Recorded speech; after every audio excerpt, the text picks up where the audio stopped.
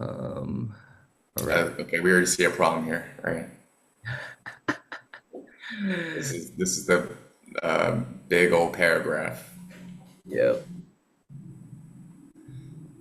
It's affectionately referred to as BOP, big old paragraph.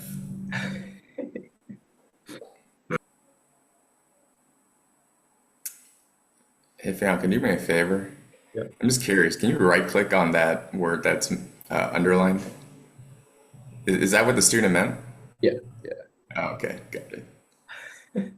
Well, see, there's another thing for us to talk about is it. Look, you guys have all these resources, right? If a word is clearly misspelled, it highlights, underlines it for you. Please just go ahead and right click it and Yeah. 'Cause I know, like by the letter of the law, you're not evaluating for spelling or grammar, but it's just like one of those like takes 2 seconds, you know? it takes 2 seconds. Yeah.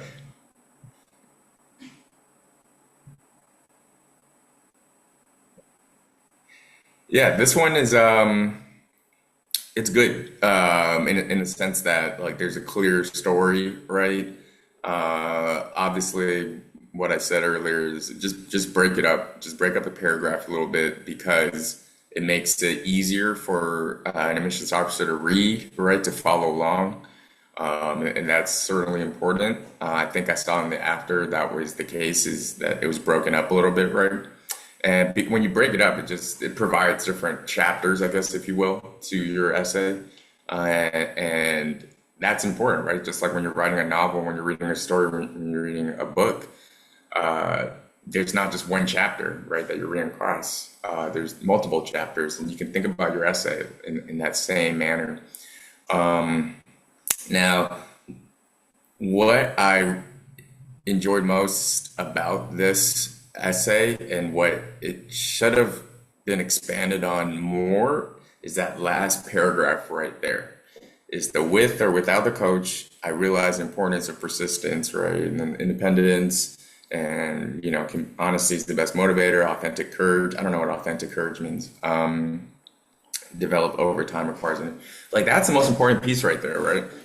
In the student, I wish just like spent another 2 or 3 sentences, basically just an entire paragraph dedicated to what they learned, right, from this experience, how they're going to apply it moving forward, and how that's going to help them, right? That's the important piece. The storytelling is cool, is awesome, right? But you could take away some, fat from this particular story, the first like 3, 4 paragraphs, and then add that additional portion to this last part. Because yeah, dang, you told me what you learned, right? But how is that going to help you? How does that help you in college? How does that help you move on in your throughout your life? And I think that's the part that's missing here. That would have made it, from a good, potentially good essay to a great response. Versus, no, wait, yeah, right there, like that. You don't need a quote. You don't need to put a quote in, right? Uh, like that's just very long, right? In my mind, you don't need to do something like that. You can just tell them like, hey, what did you tell your teammates, right? You told them like, yeah, you could lose badly, but those facts only make your future wins feel that much more special. Yeah, you could lose badly, but guess what? When you do win, like that will make it feel better. I don't know, but you see, right? You could reword it a lot differently and still save a lot of words that you can then apply to the last portion. Exactly. This is the whole like authenticity strategy balance, right? Like I think students might feel, but this is literally what I said in the moment. I want to be authentic, I want to be real. It's like, yeah, I get that. But also, hey, like the strategy of word count, right? Like, do we need all these extra words here, right? There's a lot of fluff that even if that's exactly what you said in the moment, it isn't relevant for the story development, right? And then you got bigger fish to fry, in terms of other areas that, need more development that the word counts could be going to? Yeah, let's see this after. Okay, cool. And look at that. The first thing I noticed, I was looking for that quote again. And I don't think I see it. This one's definitely a lot better, right? Obviously, broken up, right, just makes it a lot easier to read through, right? I was able to read that a lot faster than the last one, for example. And then another thing here I noticed is that the student wasn't, to Fei Yang's, I think, a point earlier, was just like giving us every detail about what happened. A happened, B happened, C happened, D happened, right? Like the student spoke more in like themes about what happened, right? Or they paraphrased what happened, which is a lot better. Um, yeah, I like this one better for sure. I appreciate what what they learned about leadership. And what it means to be a true leader.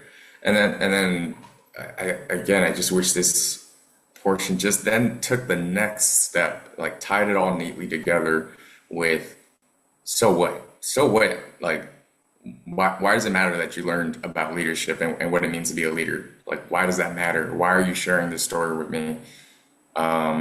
It's great that you learned what leadership means, but why does that matter? Right? How is that going to help you in the future? How is that going to impact you in the future in college, right? What being a true leader means. So it would have been nice for the student to again tie everything nicely and neatly with that last portion. Um, but yeah, I mean, much better improvement from the last one. Yeah, no, totally. I think if we had more time, taking that next level, right? Like sort of the anecdote that the student was sharing was that I think with her old leadership style, I think she kind of says it up here, right? Cultivate her identity as a no-nonsense competitor, right? Who's very rational, very like, kind of as a leader having the walls up, right? And I think there was a moment where when she was doing speech and debate, like she kind of led that way, right? But she was the only one that made it to the final round, of her team. Like everyone else went home and she was the only one that like stayed until the end. And she was like, wait, I feel like this kind of sucks, right? This kind of I'm like kind of lonely and it feels like I'm the only one right succeeding, right? I want to uplift others. So I think there was an element of like yeah, so a little bit of if we were to develop the sort of the having more of an uplifting leadership style, right? Like, and through by being vulnerable and bringing others with her, there's like an element of like collaborative success or like team success that I think she was like starting to enjoy. So I think like if we had more time to develop, right, like that's sort of the angle that or direction that I'd probably see this essay going in. Um, Again, another example of like a finished final draft and there's still room for improvement, right? So, for those of y'all that if you're writing your first draft, you're like, oh man, this stinks. It's like it's never done. It's no draft is ever done. You just kind of keep at it and I'm very proud that yeah, like the student ended up getting accepted to like every UC, right? So the essay that worked, but could still be better.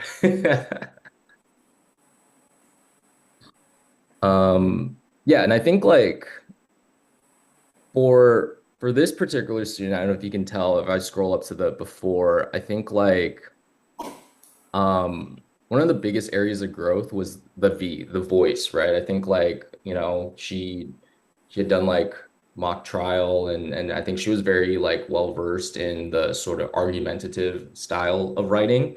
But I think too much, in my opinion, I think too much of that bled into her writing style for essays, right? So I think it was hard to tell. Like she doesn't talk like this in real life, right? Like maybe she presents like this in certain like debate formats. But I think a lot of it was trying to get her to just write more normally, like a teenager, right? Like someone who who is like trying to figure out like what is my leadership style? This is working, this is not working. Like how do I find that balance? So yeah, wanting to almost like filter out the overly formal language and just get her to, talk a little bit more naturally. I think that was a big Yeah, that's a good point, Fayong, right there. Is the speaking more naturally, and I think it's just inherent, right? Because when you go through school and certainly in high school and stuff, when you get a prompt, you're thinking about it from I'm getting a grade on this, right? So I think you're thinking about it as a homework assignment, right? But I wouldn't, if I were a student now, I wouldn't think about an essay in that format about like, oh, I'm gonna get a grade on this. So no, you should be thinking about it like I'm sharing a story with a friend, right? And I'm trying to make it obviously engaging for my friend to listen to. Otherwise, they're just going to be responding with, "Man, that's crazy," or "Dang," like no way, bro. Like, right? You get friends when you share them a story, and that happens a lot, right? You're like, "Man, my story is really just boring. I need to get better." And then when you tell the story again to another friend, you change it up a little bit, right? So that's kind of what you want to lean into. Is like I'm sharing a story right now with a friend, right? Am I going to be formal when I speak with that friend? Probably not, right? Unless that's who you really are, but probably not. So think about it like that. Like you're sharing a story with a friend, right? Do they need to know all the details? Probably not to, right? They're just like, get to the point, bro. Otherwise, I'm just going to be saying, dang, that's crazy at the end because I wasn't listening. thing. Not me noticing every time I from now on when I tell Andy a story, he responds with, "Dang, that's crazy." And I'm like, oh, oh gosh, yeah.